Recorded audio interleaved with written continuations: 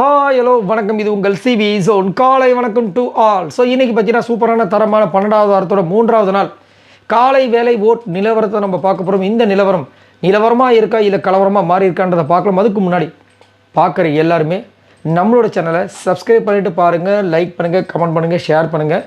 ஏன்னா நம்மளோட சேனல் இந்த வருஷத்துக்குள்ளே 1,00,000 தொட்டது உங்கள் கையில் தான் இருக்குது. ஸோ தயவு செஞ்சு சப்ஸ்கிரைப் பண்ணுங்கள். இப்போ வாங்க அந்த வீடியோக்குள்ளே போகலாம். ஸோ நேற்று பார்த்தீங்கன்னா சம்பவங்கள் எக்கச்சக்கமாக சூப்பரான விஷயங்கள் நடந்துச்சு. 3 ஃபேமிலி வீட்டுக்கு வந்தாங்க. இந்த ஃபேமிலியில் உங்களுக்கு பிடித்தமான ஃபேமிலி யார் அப்படின்றத மறக்காமல் கீழே கமெண்ட்ஸ் பண்ணுங்க. எனக்கு ரொம்ப பிடித்தது கானா வினோத்தோட ஃபேமிலின்னு கண்டிப்பாக சொல்லலாம். அந்த பாக்கியலட்சுமி சூப்பராக வந்துட்டு அப்பா சான்ஸ் இல்லை, ஒரு கண்டஸ்டன்ட் அளவுக்கு யோசிச்சு அவ்வளோ விஷயங்கள் ஷேர் பண்ணாங்க. ரொம்பவே நல்லா இருந்தது. அதேமாதிரி அந்த குழந்தையோட பேச்சு சூப்பராக இருந்துச்சு. அந்த பாப்பா பாடின விஷயங்கள் எல்லாமே உங்களுக்கு எந்த ஃபேமிலியோட விஷயங்கள் பிடிச்சிருந்தது அப்படின்றத மறக்காமல் கீழே கமெண்ட்ஸ் பண்ணுங்கள். அதே மாதிரி இந்த வாரம் மேக்ஸிமம் டபுள் எவிக்ஷன் இருக்கிறதுக்கு வாய்ப்பு இருக்குது. அந்த டபுள் எவிக்ஷனில் யார் வெளியே போகணும்னு நீங்கள் நினைக்கிறீங்க அப்படின்ற விஷயங்களை மறக்காமல் கீழே கமெண்ட்ஸ் பண்ணுங்கள். இன்னும் யாரோட ஃபேமிலிக்காக வெயிட் பண்ணிட்டுருக்கீங்க அப்படின்னு சொல்லுங்கள். இப்போ சொல்லுங்கள், BB9 டைட்டில் வின்னராக யார் வருவாங்கன்னு நினைக்கிறீங்க? என்ன கேட்டிங்கன்னா கண்டிப்பாக அது விஜய் பார்வதியாக இருக்கணுன்றதை என்னோட கருத்து. உங்களோட கருத்தை சொல்லுங்கள். இப்போ வாங்க அந்த வீடியோக்குள்ளே போகலாம். ஃபர்ஸ்ட் பிளேஸில் யார் இருக்கா அப்படி பார்த்தீங்கன்னா நம்மளுடைய கானா வினோத் இருக்கார். இவர் எவ்வளோ ஓட்ஸ் வாங்கியிருக்காரு அப்படி பற்றி 71,250 ஓட்ஸ் வாங்கியிருக்காரு. ஓட்டிங் பர்சன்டேஜ் பார்த்தீங்கன்னா 25.09. ஸோ கானா வினோத்துக்கு ஓட்டு வந்துட்டு பிச்சுக்கின்லாம் வரல, கூரை பிச்சுக்கின்னு வருது. அந்த அளவுக்கு ஓட்டு தாறுமாறாக வந்துட்டுருக்கு, வெறித்தனமாக வந்துட்டுருக்கு. எப்படி தான் இவர் வந்துட்டு இவ்வளோ ஃபேன்ஸ் வந்து பிடிச்சாருன்னு சத்தியமாக எனக்கு புரியல. அந்த அளவுக்கு ஓட்டு வந்துட்டுருக்கு. அவருக்குமே வந்துட்டு நல்ல ஒரு சப்போர்ட் வந்துட்டு இருக்கிறது அவங்க மனைவியும் சொன்னாங்க. அதேமாதிரி நீ கோவப்படாத, அதே மாதிரி உன்னை வந்து ட்ரிகர் பண்ணுறாங்க, வாய் வார்த்தை விடாத, அதே மாதிரி உங்ககிட்ட வந்துட்டு உன்னை ஏற்றி விட்டு வெறுப்பேற்றி உங்ககிட்ட இருந்து வார்த்தையை பிடிங்கி உன்னை அடிக்கிறாங்க, அதை நீ பார்த்துக்கோ. அதே மாதிரி இன்னொரு விஷயத்த சொன்னாங்க, மண்டையை பிடிச்சி ஆட்டினாங்க, என்னை ஓவராக கலாய்க்காதுன்னு சொல்லிட்டு உன்னை பற்றின விஷயங்கள் என்கிட்ட 100 வீடியோ இருக்குது, வெளியில் உனக்கு இருக்குது அப்படின்னாங்க. ஸோ ரம்யா விஷயத்த அவங்க சொல்லிட்டாங்க, அதாவது சொல்லாமல் சொல்லியிருக்காங்க. ஸோ வினோத்துக்கு ஆஃப்டர் இந்த பிக் பாஸ்க்கு அப்புறமா ஒரு பெரிய பிக் பாஸ் உள்ளே இருக்குதுன்னு நினைக்கிறேன். பட் இருந்தாலும் வந்துட்டு உங்களுக்கு என்ன தோணுதுன்ற சொல்லுங்கள். ஆனால் சூப்பராக பேசியிருந்தாங்க. அதே மாதிரி குறிப்பாக கமருதனுக்கும் வினோத்துக்கும் ஒரு அட்வைஸ் கொண்டாங்க. என்னென்னா 2 பேருமே மாறி மாறி தப்பு பண்ணால் அதே இடத்துல கேளுங்க, நீங்கள் தனியாக கூப்பிட்டு வந்து பேசுறது வேஸ்ட்டு அப்படின்னு சொன்ன விஷயங்கள், ஒஸ்ட்டு பர்ஃபார்மன்ஸ் இருந்தாலும் போடுங்கன்னு சொன்ன விஷயங்கள் செம்மையாக இருந்துச்சு. 2வது பேஸ் பார்த்தீங்கன்னா திவ்யா இருக்காங்க. இவங்க எவ்வளோ ஓட்ஸ் வாங்கியிருக்காங்க அப்படி பார்த்தீங்கன்னா 48,053 ஓட்ஸ் வாங்கியிருக்காங்க. ஓட்டிங் பர்சன்டேஜ் பார்த்தா 16.92. ரொம்ப நேரமாக திவ்யாவும் விஜய் பார்வதி கமருதன் நைட்டு பேசியிருப்பாங்க. விஜய் பார்வதி ஃபர்ஸ்ட் டைம் பார்க்குறேன் நான், திவ்யா கிட்டே சபரி பேசாமல் நீ கல்யாணம் பண்ணிக்குமே அப்படின்னு சொன்னதும் அவங்க வந்து இல்லை நான் எங்கள் வீட்டில் எங்கள் அப்பா அம்மா காமிக்கிறவங்கள தான் கல்யாணம் பண்ணிக்க போகிறேன் அப்படி சொன்ன விஷயங்கள் அதை ரொம்ப மனசை விட்டு பேசிகிட்டு இருந்தாங்க கல்யாணத்தை பற்றி. அதுக்கப்புறம் இன்னொரு விஷயம் என்னென்னா, வந்த ஃபேமிலிஸ் எல்லாருமே வந்துட்டு இவங்க போல்டாக பேசுகிறாங்கன்னு சொன்னாங்களே தவிர மற்றபடி எதுவுமே சொல்லலை. குறிப்பாக குழந்தைகள் எல்லாமே வெறுக்கிற மாதிரி ஒரு சில விஷயங்கள் பண்ணது எனக்கு கொஞ்சம் கஷ்டமாக இருந்துச்சு. ஏன்னா இன்றைக்கி வந்து சபரியோட அக்கா பையனும் வந்துட்டு ஹோய் அப்படின்னு கத்துனா, ஏன்ப்பா அப்படின்னா நீங்கள் அப்படி தான் எல்லா இடத்துக்கும் கத்துறீங்கன்ட்டாங்க. நேற்று வந்துட்டு நீங்கள் எங்கள் அம்மா கிட்ட சண்டை போடுறீங்கன்னு சொல்லிட்டு சாண்டாவோட பாப்பா சொல்லியிருப்பாங்க. ஸோ அது கொஞ்சம் அவங்களுக்கு கொஞ்சம் ஹார்ட்டாக இருக்கும். பட் இருந்தாலும் சபரியோட அம்மா வந்துட்டு ஜெனி அந்த கேரக்டருக்கு நான் வந்து ஃபேன்மா அப்படின்னு சொல்லியிருப்பாங்க. அது கொஞ்சம் ஆறுதலாக இருந்திருக்கும். பட் திவ்யா கோவத்தை கட்டுப்படுத்தி இப்போ நைட்டு வந்து விஜய் படத்துக்கு சூப்பராக பேசியிருப்பாங்க. அந்த மாதிரி பேசுகிறா இன்னும் நல்லாயிருக்கும், நானும் எதிர்பார்க்குறேன். நீங்கள் உங்களோட கருத்தை சொல்லுங்கள். 3வது பேஸ் பார்த்தீங்கன்னா பார்வதி இருக்காங்க. இவங்க எவ்வளோ ஓட்ஸ் வாங்கியிருக்காங்க அப்படி பார்த்தீங்கன்னா 33,609 ஓட்ஸ் வாங்கியிருக்காங்க. ஓட்டிங் பர்சன்டேஜ் பார்த்தீங்கன்னா 11.84.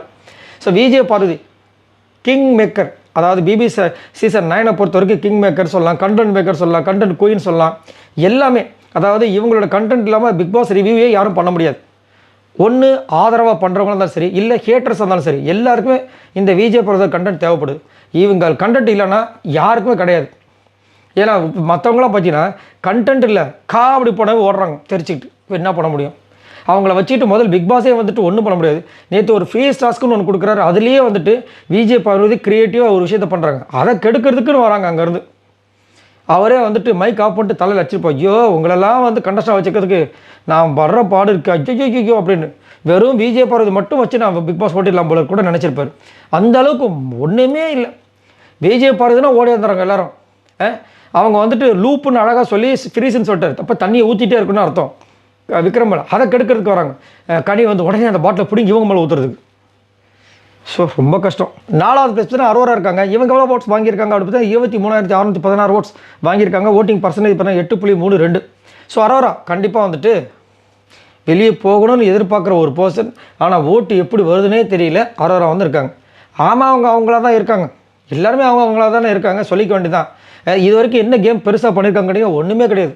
ஆனால் இவங்களுக்கு அடுத்தபடி இருக்கிற சாண்ட்ரா, கனி, சபரி, விக்ரம், அமித், சுபிக்ஷா ஏதோ ஒன்று பண்ணியிருக்காங்க. இவங்க என்ன பண்ணியிருக்காங்க? ஆனால் ஓட்டுகள் மட்டும் தாறுமாறாக வந்து கொண்டிருக்கிறது. இதில் இவங்களுக்கு ஆசையாக என்னென்னா அவங்க நாய்க்குட்டி வீட்டுக்கு வரணுமா, இதில் வேறு வந்துட்டு சீக்கிரமாக அமுச்சு விடுங்க, நான் வந்துட்டு பார்க்கணும். யார் அப்படின்னா ரியாவை. ரியா வந்து என்ன சொல்ல போகிறாங்க, வெளியில் இருக்கும்போது அவன் பண்ணுறது எனக்கே பிடிக்கலன்னு சொல்லுவாங்க. உள்ளே போயிட்டு நீ பார்வதி எதிர்த்து பேசு, அதுதான் உனக்கு இப்போ ஒர்க் அவுட் ஆயிருக்குன்னு சொல்லுவாங்க. வேறு என்ன இருக்குது? 5வது பேசுகிறா சாண்ட்ரா இருக்காங்க. இவங்க எவ்வளோ ஓட்ஸ் வாங்கியிருக்காங்க அப்படி பார்த்தீங்கன்னா 28,880 ஓட்ஸ் வாங்கியிருக்காங்க. ஓட்டிங் பர்சன்டேஜ் பார்த்தீங்கன்னா 8.06. ஸோ சாண்ட்ரா அவங்களோட வேலையை ஆரம்பிச்சிட்டாங்க. நைட்டு பற்றி திடீர்னு வந்துட்டு விஜய் பார்வதிக்கு எதிராக அமித்தை திருப்பத்துக்கு ட்ரை பண்ணுறாங்க. எப்படி பாருங்கள். அமித் பிரஜன் எனக்கு சொன்னார், விஜய் பார்வதி நம்பாத, அவள் கமருதன் கூட லவ் பண்ணுறாள், அது ஒரு கேமு. ஏன் உங்ககிட்ட பேசுகிறா பற்றி அது ஒரு கேமு, அவளை நம்பிடாத. உங்களை நம்பலாமா சாண்ட்ரா? என்ன நம்பலாம்? என்னத்த சொல்ல, நீங்களே வந்துட்டு வந்த புதுசில் அமித் மேலே எவ்வளோ அக்யூசேஷன் வச்சுக்கன்னு இங்கே யாருக்குமே தெரியாதா? நிமிஷம் மாறுறாங்க சாண்ட்ரா. நல்லா பேசிட்டு இருந்தாங்க. கொஞ்ச நேரத்துக்கு முன்னாடி பார்த்தீங்கன்னா பார்வதி கூடயும் கமருது கூட அவ்வளோ ஜாலியாக பேசிட்டு இருந்தாங்க. இப்போ தனியாக வந்தவொடனே இவ்வளோ குறைகள் சொல்கிறாங்க. அப்போ அமித்துக்கே தெரிஞ்சிருக்கும். அழகாக அமித்துமே நிறைய விஷயங்கள் பேசினா, அதை பற்றி நான் லாஸ்ட்டாக அமித்துக்கு சொல்லும்போது சொல்கிறேன். ஸோ சாண்ட்ரா வந்துட்டு இதை மாற்றிக்கணும். தேவையில்லாத விஷயங்கள் நிறைய பண்ணுங்க. இதில் வேறு வந்துட்டு நீ நம்ப மாட்டேன், உன் பொண்டாட்டி வந்து சொல்லும்போது நீ நம்புவியான். இதில் வேறு அவங்க வந்து ஃபீலிங்கில் எதுக்காகனா, ஃபஸ்ட்டு ப்ரெசென்ட் போனதுக்கு ஃபீல் பண்ணாங்களாம். சரி, அப்புறம் ரம்யா போனதுக்கு ஃபீல் பண்ணேன். ஓ, அப்புறம் வியானா போனதுக்கு ஃபீல் பண்ணேன். ஓ, அப்புறம் நீங்கள் போனதுக்கு ஃபீல் பண்ண போகிறாங்க பாருங்கள். இன்னும் அது வெளியில் ஒரு வாரமாக போயிட்டு தான் இருப்பாங்க. அதுக்கு நீங்கள் ஃபீல் பண்ணி உட்காந்துகிட்டே இருப்பீங்க. நாங்களாம் வந்து உங்களுக்கு சிம்பத்தி ஓட்டு போட்டுட்ருப்போம். சூப்பர் நம்ம இருந்துச்சு. என்னமா ஒரு கேமு. 6வது பேசுனா கனி இருக்காங்க. இவங்க எவ்வளோ ஓட்ஸ் வாங்கியிருக்காங்க அப்படி பார்த்தீங்கன்னா 20,711 ஓட்ஸ் வாங்கியிருக்காங்க. ஓட்டிங் பர்சன்டேஜ் பார்த்தீங்கன்னா 7.29. மண்டே போட்டு குறையுது கனிக்கு. ஏன்னா விஜயலட்சுமி வந்து சொல்லிட்டாங்க, இந்த கண்டென்ட் கிங்காக வந்துட்டு இவ இருக்கா பார்வதி, அவளால் கண்டென்ட் கொடுக்க முடியுது. நீ எல்லாம் வந்து 1 hour எபிசோடில் தெரியவே இல்லை, என்ன நீ பண்ணிட்டுருக்குன்னு சொல்லிட்டு இது பண்ணிட்டாங்க. டிக்கெட்டு ஃபினால உனக்கு தான் வரணும், விட்றாத அப்படின்ட்டு. எனக்கு தெரிஞ்சு கண்டிப்பாக வந்து டிக்கெட்டு ஃபினால் அடிக்கிற வாய்ப்பு எக்கச்சக்கமாக இருக்குது. ஆனாலும் அந்த வன்மம்ன்ற ஒரு விஷயம் வந்து கம்மியாச்சு விஜய் பார்வதி மேலே. திடீர்னு பார்த்தீங்கன்னா நேற்று வந்துட்டு விஜயலட்சுமி சொன்னோடனே ஃபுல் வன்மம் மோடுக்கு போயிட்டாங்க. ஏன்னா வந்தவங்களாம் வந்து விஜய் பார்வதி சூப்பர்ன்றாங்க. கனியை பற்றி யாருமே எதுவுமே சொல்ல மாட்டாங்க. இம்ப்ரூவ்மெண்ட் தேவைன்ட்டாங்க நம்ம கானா வினோத்தோட ஒய்ஃப்லாம். போச்சா. 7வது பேசுனா சபரி இருக்காங்க. இவங்க எவ்வளோ ஓட்ஸ் வாங்கியிருக்காங்க அப்படி பார்த்தீங்கன்னா 18,728 ஓட்ஸ் வாங்கியிருக்காங்க. ஓட்டிங் பர்சன்டேஜ் பார்த்தீங்கன்னா 6.6. குழந்தைகள் கூட பழகிற விஷயங்கள் பார்க்கும்போது சபரியை பார்க்கும்போது ரொம்ப அழகாக இருக்குது. சான்ஸே இல்லை. எல்லோரும் அனுசரித்து கீழே உருண்டு பிறண்டு அதெல்லாம் உண்மையிலே சூப்பரு. அதே மாதிரி பார்த்தீங்கன்னா இந்த கேம் சுத்தமாக வந்துட்டு அவர்கிட்ட இல்லை. அதை வந்து அவங்க அம்மாவே சொல்லிட்டாங்க. ஃபஸ்ட்டு 2 வாரம் இந்த பாருப்பா, அந்த மாதிரி பண்ணுப்பா, தயவு செஞ்சு மற்றதெல்லாம் விட்டுருப்பா, உனக்கு நல்ல சான்ஸ் இருக்குப்பா, நல்லா எல்லா இடத்துலையும் பேசுப்பா, பிடிச்சவங்க பிடிக்காதவங்களாம் பார்க்காதப்பா, தப்புன்னு தோணுது பேசுப்பான்றாங்க. சொல்லி அடுத்த நிமிஷம் பார்த்தா அந்த குரூப்புக்குள்ளே உட்காந்து டிஸ்கஷன் பண்ணிகிட்ருக்காரு. என்னத்தை சொல்ல. 8வது பேசுனா விக்ரம் இருக்கார். இவர் எவ்வளோ ஓட்ஸ் வாங்கியிருக்காரு அப்படி பார்த்தீங்கன்னா 17,670 ஓட்ஸ் வாங்கியிருக்காரு. ஓட்டிங் பர்சன்டேஜ் பார்த்தீங்கன்னா 6.22. ஸோ விக்ரம் ரொம்ப பீதியில் இருக்கார், ஆனால் வெளியே காமிக்க மாட்டார். அது விஜய் பார்வதிக்கு எதிராக என்ன நடக்க போகுதுன்னு யோசிச்சுட்டே இருக்காப்புல. அதனால தான் விஜய் பார்வதியோட அந்த ஷாலை எடுத்து ஒழிச்சு வச்சிட்டார். இவங்க வந்து கேட்க போனால், நீ வந்து என்னை வந்துட்டு இவனுக்குள்ளே வந்து ஒரு டார்க் சைடு இருக்குது, இவன் வந்து சரியில்லைன்னு சொல்கிற, அதெல்லாம் எனக்கு பிடிக்கல, அதெல்லாம் நீ சொல்லி எங்கள் அம்மா அப்பா கிட்ட மன்னிப்பு கேட்கணுமா?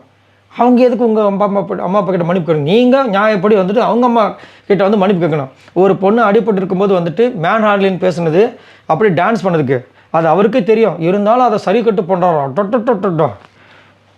உங்களை பற்றி எங்களுக்கு தெரியும், எங்களை பற்றி உங்களுக்கு தெரியும், உங்களை பற்றி இந்த ஊருக்கு உலகத்துக்கே தெரியும், வேண்டாம் அப்படி ரொம்ப இருந்துச்சு. 9வது பேஸ் தான் அமித் இருக்கார். இவர் எவ்வளோ ஓட்ஸ் வாங்கியிருக்காரு அப்படி பார்த்தா 14,338 ஓட்ஸ் வாங்கியிருக்காரு. ஓட்டிங் பர்சன்டேஜ் பார்த்தா 5.05. அமித் சாண்ட்ரா சொன்னோன்னு என்ன தெரியுமா சொன்னார்? ஒரே வார்த்தை சொன்னார். என்னென்னா, சாண்ட்ரா என்னையை கூட வந்துட்டு நீங்கள் வந்து 2 நாளைக்கு 3 நாளைக்கு முன்னாடி வந்து தலையில் அடிச்சுக்கிட்டு அழுதுக்கு பார்த்தீங்களா, அப்போது இவங்க பியூராக கேம் விளாட்றாங்கன்னு சொன்னாங்க. ஆனால் நான் நம்பலை. நான் என்ன நினச்சேன்னா அது வந்து உண்மையான அழுகுன்னு நினச்சேன். அதே மாதிரி நடந்துச்சு. அதே மாதிரி நான் என் கூட பழகிறவங்கள நான் வந்துட்டு எப்பயுமே சந்தேகப்பட மாட்டேன் அப்படின்னு அழகாக ஒரு விஷயத்த சொல்லி சரியான பதிலடி நோஸ் கட்ட கொடுத்தாரு. தேவையா? அப்பயும் அவங்க என்ன சொல்கிறாங்க, நீங்கள் உங்கள் பொண்டாட்டி வரும்போது நீங்களே புரிஞ்சுப்பீங்க. அவங்களும் வந்துட்டு ஒன்றுமே அதை பற்றி சொல்லலைன்னா உங்களை பற்றி இவர் புரிஞ்சுப்போம். சூப்பர். லாஸ்ட்டாக பார்த்தீங்கன்னா சுபிக்ஷா இருக்காங்க. இவங்க எவ்வளோ ஓட்ஸ் வாங்கியிருக்காங்க அப்படி பார்த்தீங்கன்னா 13,099 ஓட்ஸ் வாங்கியிருக்காங்க. ஓட்டிங் பர்சன்டேஜ் பார்த்தீங்கன்னா 4.61. கண்டிப்பாக இந்த வாரம் சுபிக்ஷா ஓ கையா அப்படின்ற மாதிரி தான் இருக்குது. அது மட்டும் இல்லாமல் இவங்க இந்த கேமில் எவ்வளோ இம்ப்ரூவ்மெண்ட் பண்ணியிருக்காங்கன்னு கேட்டிங்கன்னா, பீட் பாக்ஸ் தவிர வேறு எதுவுமே இம்ப்ரூவ்மெண்ட் பண்ணல. வெறும் ஷேடால் அப்படியே பிரயாணம் பண்ணிட்டு வந்துட்டாங்க. ஸோ கண்டிப்பாக இந்த வாரம் வந்துட்டு அனுப்பிச்சிடுவாங்க. இவங்க எல்லாரும் மொத்தமாக அவங்க ஓட்ஸ் இது வரைக்கும் பார்த்தீங்கன்னா 2,83,954 ஓட்ஸ் வாங்கியிருக்காங்க. ஸோ நீங்கள் உங்களோட கருத்தை சொல்லுங்கள். இந்த வாரம் யார் வெளியேற வேண்டும் அப்படின்னு நினைக்கிறீங்க? என்னை கேட்டீங்க நான் சுபிக்ஷா அரோரா. உங்களோட கருத்தை சொல்லுங்கள். பாய் நண்பர்களே.